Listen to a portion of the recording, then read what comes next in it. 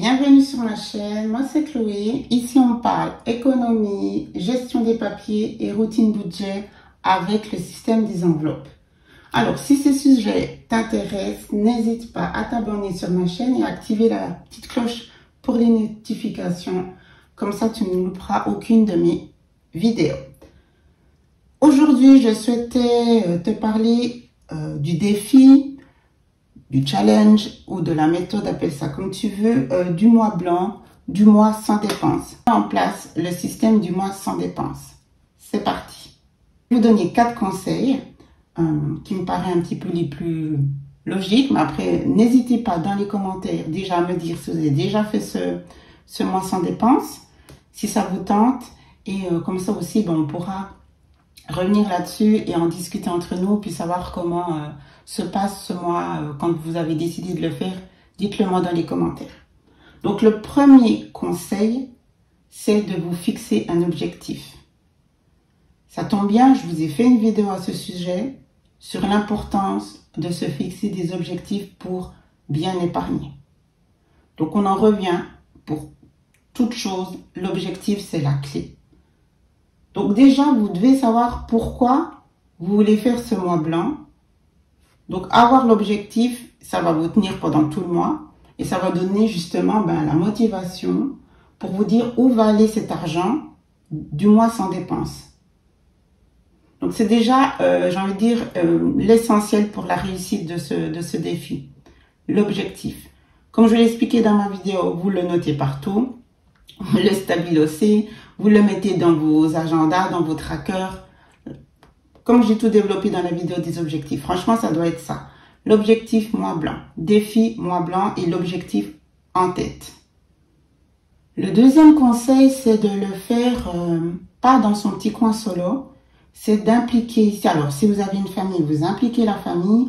Vous avez des enfants en âge de comprendre. Vous leur expliquez justement, écoutez, ce mois-ci, ça va être le mois sans dépenses. Ah bon, ça veut dire quoi ça, maman? Ah ben voilà, le mois sans dépenses, c'est que ça sera niette pendant ce mois-ci. Enfin voilà, leur expliquer tranquillement aussi le pourquoi. Il faut parler. Ça peut être difficile, effectivement, les sujets de l'argent. Mais si vous êtes dans une situation un petit peu difficile, sûrement que vos enfants vous ont déjà entendu. Voilà, donc ils sont quand même au courant. Je pense que la communication, c'est la clé pour tout type de relation.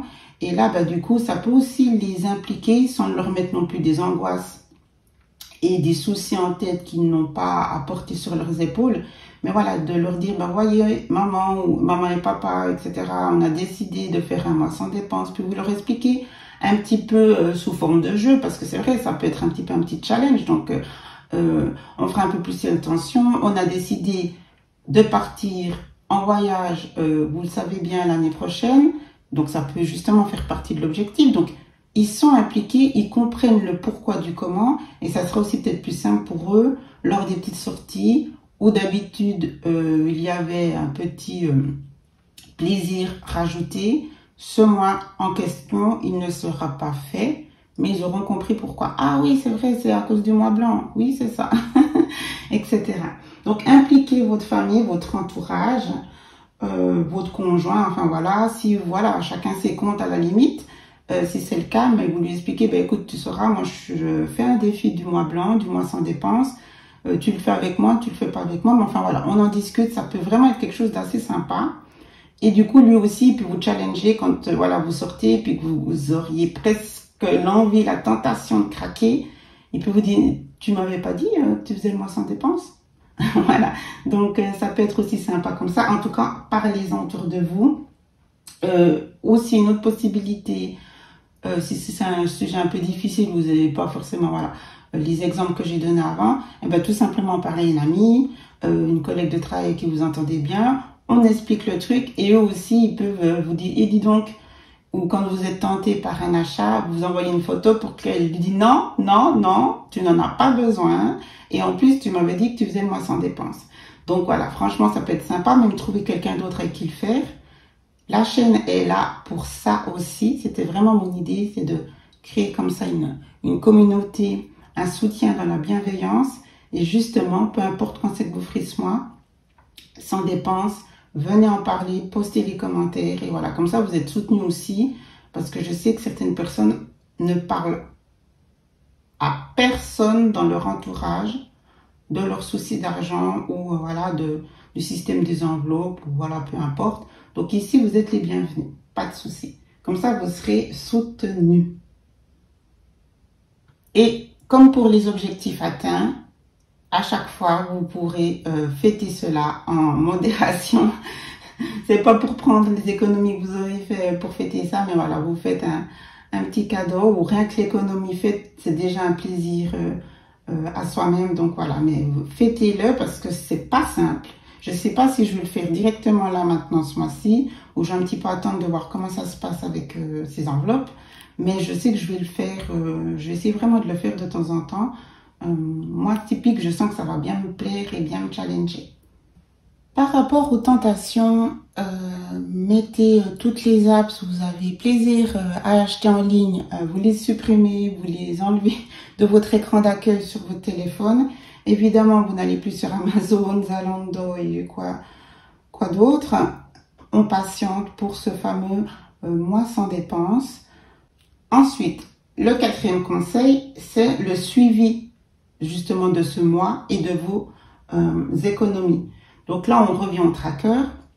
Vous pouvez vous faire justement un tracker challenge sans dépenses et vraiment vous notez tout votre suivi, vos économies pendant ce mois-ci. Encore une fois, c'est pour vous motiver, que vous garniez la niaque et comme ça, il n'y a pas de lâcher prise pendant tout le mois.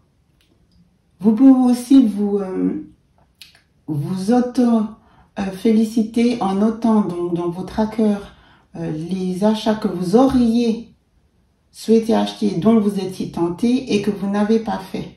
Ouf, j'ai résisté à pas acheter un classeur pour les enveloppes. Je viens de commencer le système des enveloppes. En plus, je me lance dans le challenge sans dépenses. J'avais trop envie d'acheter des classeurs, des enveloppes. Je note tout ça, mais je ne le fais pas.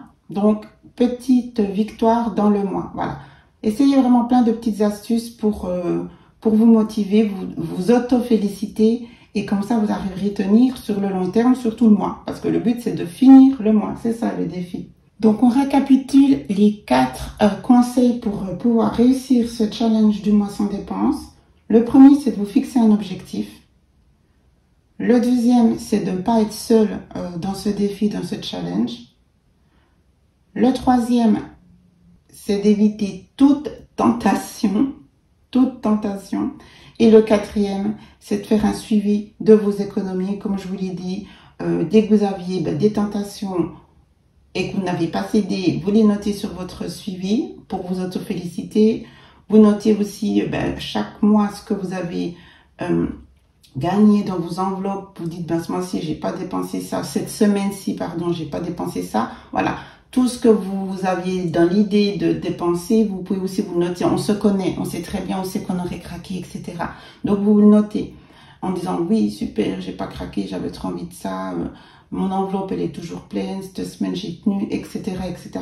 Vraiment, et vous faire un suivi d'auto-félicitations pour tenir ce challenge. Mais comme je disais au début, ça donne un bon coup de pouce là pour épargner ou pour réduire certaines dépenses qui nous tombent peut-être dessus.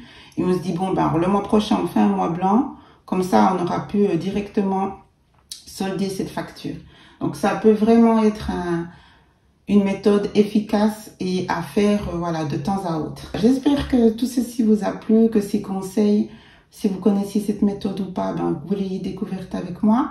Dites-moi dans les commentaires si vous souhaitez le faire, quand. Encore une fois, vous n'êtes pas seul, c'est important. Donc, n'hésitez pas à partager vos ressentis dans les commentaires. Je vous souhaite un très bon mois d'avril à toutes celles qui débutent dans leur nouvelle routine. Je vous dis à tout bientôt. N'hésitez pas à vous abonner. Je vous embrasse. Ciao, ciao.